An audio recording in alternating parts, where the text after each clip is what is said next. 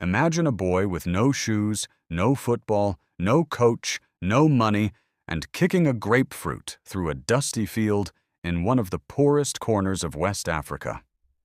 That boy didn't just make it out. He became one of the greatest footballers who ever lived. This is the story of Sadio Mané, the greatest yet humble footballer. April 10th, 1992. In the remote village of Bambali of Senegal, a boy is born into a world far removed from football stadiums and spotlights. His father was the local imam and a deeply religious man who believed football was a distraction. In their home, faith and family came first, but Sadio Mané was born with a fire inside him. At just 7 years old, his world shattered. His father passed away, leaving a wound that never fully healed, but also a hunger to make something of himself that nothing could extinguish.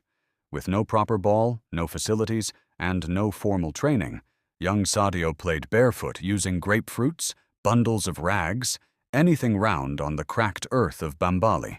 Football wasn't just a game to him. It was a language, and he was becoming fluent. At 15 years old, Sadio Mané made the decision that would change everything. He told his family he was leaving home not for school, not for work, but to chase a dream they could barely see. He boarded a bus and traveled nearly 500 miles from Bambali to Dakar, the capital of Senegal, alone, young, and absolutely certain.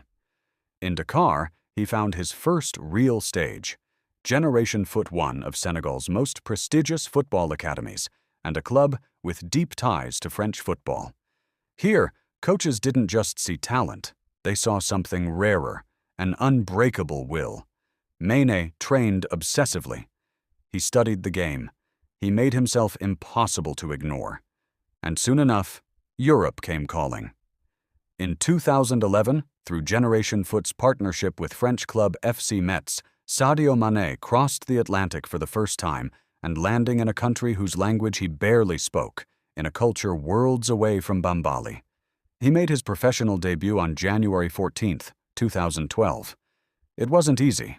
The pace was different. The cold was different. Everything was different. But Mané adapted. He always adapted.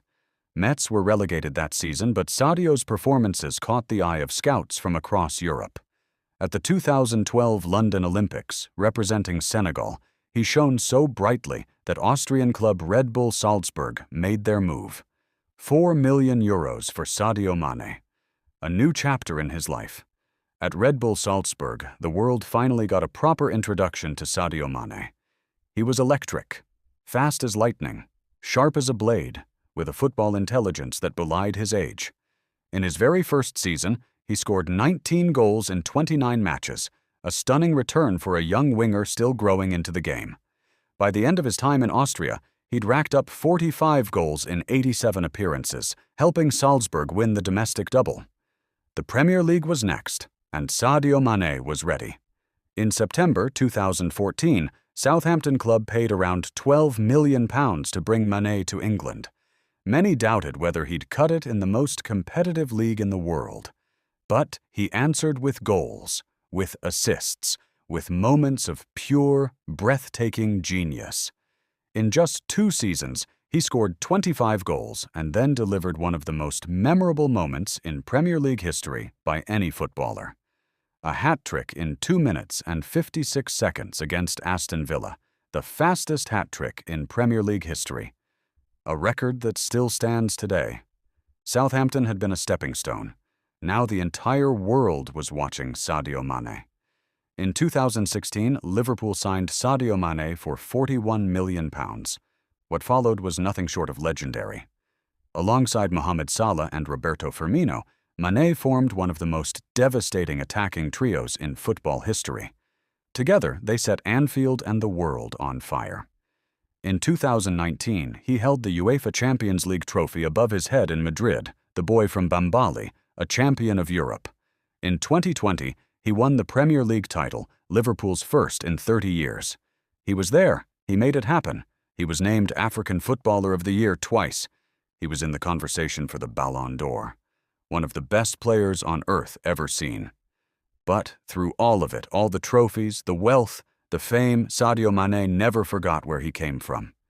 While teammates drove luxury cars, Sadio Mané was seen with a cracked phone screen, unbothered, unmoved by material things.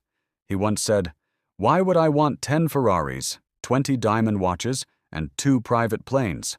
What would that do for the world?" Instead, he built a hospital in Bambali, bringing healthcare to a village that had none.